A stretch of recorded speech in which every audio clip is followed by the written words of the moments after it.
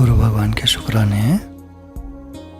तो कल का श्लोक 35 था, वह भक्ति साधन विषय त्याग और संग त्याग से संपन्न होता है। अब आगे कह रहे हैं, विषय आसक्ति और विषय दोनों के त्याग का नाम ही त्याग है। विषय का स्वरूप से त्याग हो जाए। अभी टाइम लगता है, जैसे टाइम लगे, जितना टाइम लगे उसके बाद वो त्याग हो जाए। और उसकी आसक्ति का त्याग, अंदर में तो फिर भी पड़ा रहता है ना। बाहर से चलो धीरे धीरे धीरे धीरे प्रयास करके हमने विषय को छोड़ दिया। उदाहरण लेते हैं, चलो साधारण सा उदाहरण लेते हैं। हमको जलेबी खाना पसंद है।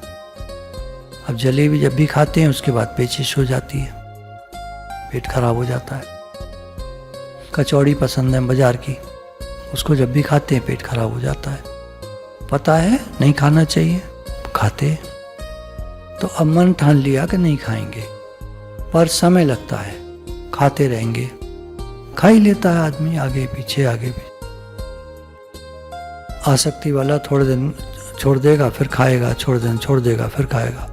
पान मसाला लोग कहते हैं हम छोड़ देते हैं, कहते हैं, फिर 2 दिन बाद 4 दिन बाद फिर शुरू हो जाते हैं, छूटता नहीं है। तो ऐसी चीज़ें चलती रहती हैं। तो कह रहे हैं विषय का त्याग तो ठीक है, आसक्ति का त्याग भी जरूरी है, क्योंकि आसक्ति का त्याग नहीं होगा तो मन फिर उस विषय में चला जाएगा। फिर वो चीज़ करेंगे, खाएंगे, जो भी है।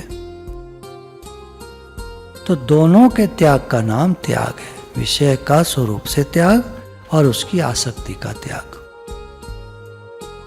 तब त्याग हुआ। इसी से विषय अनुराग का त्याग होगा। अब विषयों से अनुराग है, एक तो विषय है, एक उसकी आसक्ति है, और एक उससे अनुराग है। अनुराग अतिशय राग, बहुत ज्यादा, इस चीज के बिना तो मैं रह ही नहीं सकता। अब विषय अनुराग निवृत्त कैसे हो? तो विषय अनुराग से रहित हृदय ही भगवत प्रेम का दिव्य धाम बन सकता है। हृदय को भगवत प्रेम का दिव्य धाम बनाना है। अब दिव्य धाम कैसे बनेगा? तो विषय अनुराग, विषयों के प्रति अनुराग जो है, अगर अनुराग खत्म हो जाए तो आसक्ति भी खत्म और विषय भी खत्म। रामचरितमानस में कहा है, अमृत के स्वाद को चख लेने और उसके गुण से लाभ उठा लेने पर फिर विषय की ओर किसकी नजर जाने लगी और क्यों जाने लगी?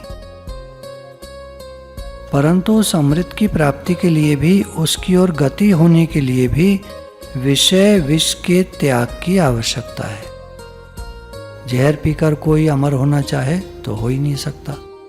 हमारा मन विषयों में जाता है तो क्या करें?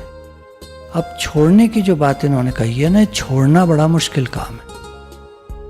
एक और दूसरा तरीका है, नाक को इधर से पकड़ो या घुमा के पकड़ो, ये कहावत है पुरानी। तो एक और तरीका है, हम नाम जप करते रहें। हम नाम जप करते रहें, विषयों की बात ही ना करें। आप बात करेंगे, मैं विषय को छोड़ना चाहता हूं, विषय याद आ गया, मन में उसका चिंतन चलने लगा, विषय को छोड़ना है, चिंतन चलने लगा। अब छोड़ना तो बाद रहा, पकड़ पहले लिया। भगवान से प्रेम बढ़ेगा तो सारी आसक्तियां छूट जाएंगी। लड़की का प्रेम हुआ, सारी आसक्ति छूट गई कपड़े में से। अब लगा लो, भगवान से प्रेम हो जाए, सारी आसक्तियां छूट जाएंगी। नाम जप अच्छा लगेगा, कुछ पढ़ना अच्छा लगेगा, भगवान से बातें करना अच्छा लगेगा। जब जब हम ये कहेंगे मन को विषय को छोड़ दे, वो और चिपक जाएगा।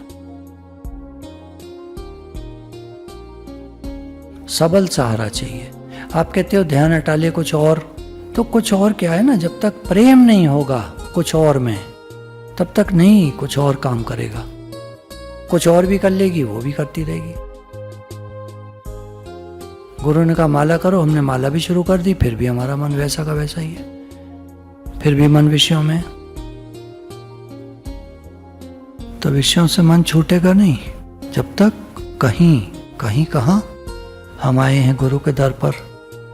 तो जब तक भगवान से गुरु जो मिलाए गोविंद से। गुरु कौन होते हैं?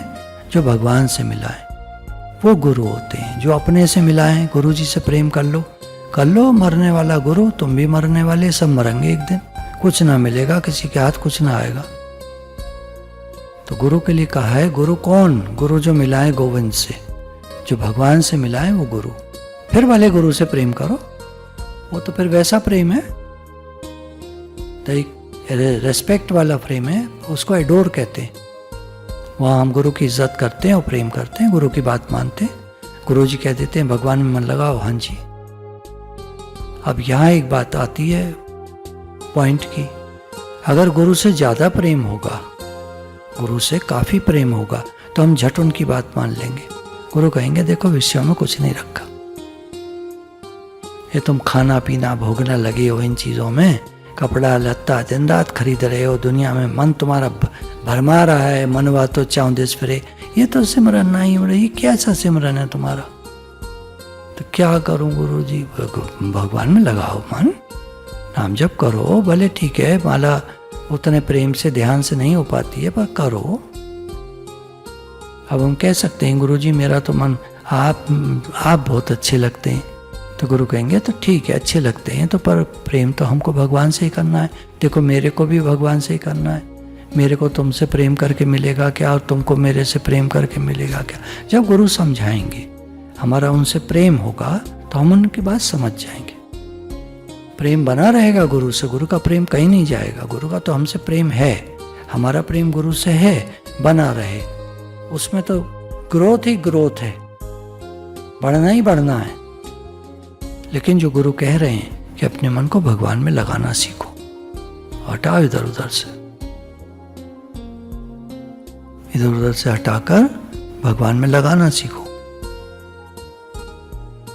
आगे श्रीमद् भागवत में कहा, मुझ में चित्त लगाने वाले और समस्त विषयों की अपेक्षा छोड़ने वाले भक्त को आत्मस्वरूप मुझसे जो परम सुख मिलता है, वह सुख विषयासक्त चित्त लोगों को कहाँ मिल सकता है? अब भगवान स्वयं कह रहे हैं 11वें स्कंद में 11, 14, 12, मुझ में चित्त लगाने वाले, भगवान कह रहे हैं मेरे में मन लग जाएगा जिसका। गुरु ने कहा भगवान से प्रेम करो, तो हमने भगवान से प्रेम करना स्टार्ट कर दिया। अब बढ़ेगा कैसे प्रेम? भगवान ऐसे नहीं है कि एक तरफा प्रेम होता हो, भगवान रिस्पॉन्ड करते हैं, भगवान जवाब देते हैं। जब वो उनका जवाब मिलता है किसी भी सेंस में, जवाब का मतलब वो नहीं शब्दों में जवाब नहीं, कोई चीज़ ऐसी होती है हमारे चारों तरफ कि हमको उनसे प्रेम बढ़ने लगता है।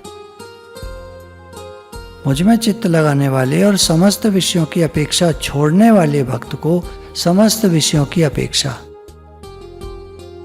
सारे विषयों को ऐसे साइड, भक्त को आत्मस्वरूप मुझसे जो परम सुख मिलता है, मैं तो भीतर ही हूं, तो मेरे से प्रेम करता है, स्वयं में मग्न रहता है, आनंद में रहता है, तो उसको ऐसा परम सुख मिलता है जो विषयों को कैसे मिल सकता है?